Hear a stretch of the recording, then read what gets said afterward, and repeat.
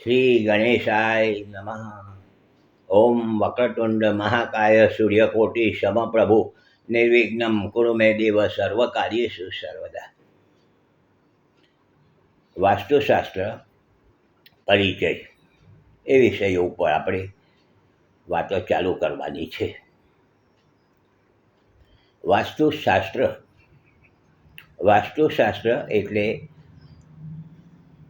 વસતે ઇતિ વાસ્તુ, જ્યાં આપણે વસવાટ કરીએ છીએ, જ્યાં આપણે રહીએ છીએ એને વાસ્તુશાસ્ત્ર કહેવાય છે.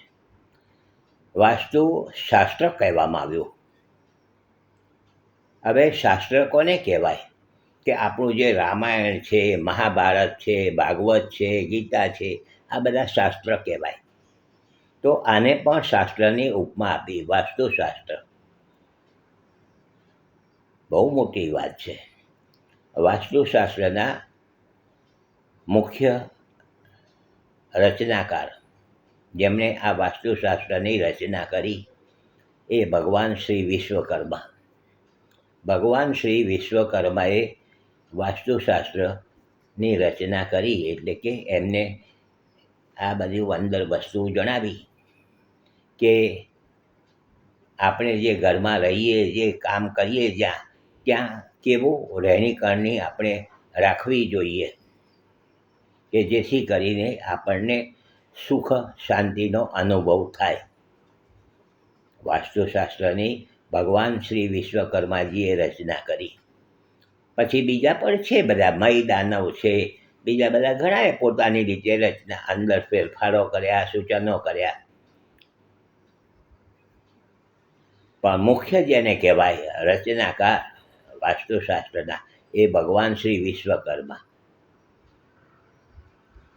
આપણું ભારતીય વાસ્તુશાસ્ત્રના સુખ શાંતિના અનુભવો બહારના લોકોએ જોયા અને એમને પોતાને રીતે પોતાના દેશના આધારે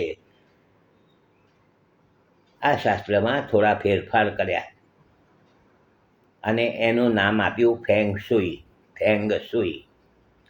ફેંગ શુઈ એટલે હવા અને પાણી. ચાઇનાની અંદર, હોંગકોંગમાં, બહારના દેશોમાં, જાપાનમાં બધે ફેંગ શુઈનું પ્રચલન વધારે થયું છે. ફેંગ શુઈ શાસ્ત્ર સારું છે. ફેંગ શુઈ શાસ્ત્ર પણ ખૂબ સારું છે. એ પણ 5 તત્વ આધારિત છે. આપણું વાસ્તુશાસ્ત્ર પણ 5 તત્વ આધારિત જ છે. એમને પોતાના દેશની ભૌગોલિક રચનાને આધારે થોડા ફેરફાર કરી અને આ રીતે ફેંગ શુઈ શાસ્ત્રનો રચના કરી. ફેંગ શુઈનો અર્થ થાય છે હવા અને પાણી. ફેંગ શુઈ, હવા અને પાણી.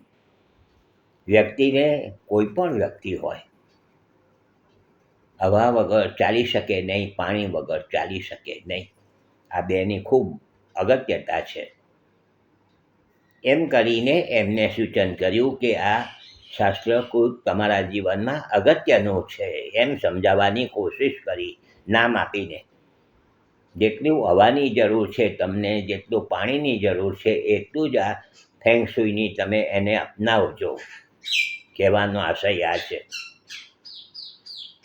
આપણું ભારતીય વાસ્તુશાસ્ત્ર બહુ ઊંચું છે, બહુ સારું છે. બેઉ અભ્યાસ કર્યો છે, બંનેનું જોયું, જાણ્યું, પરંતુ છેલ્લે તો નિષ્કર્ષ એ જ આવ્યો કે આપણું ભારતીય વાસ્તુશાસ્ત્ર ખૂબ ઊંચું છે, મહાન છે.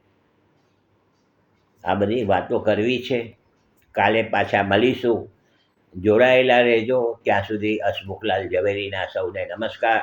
જય શ્રી કૃષ્ણ. ઓમ નમઃ શિવાય.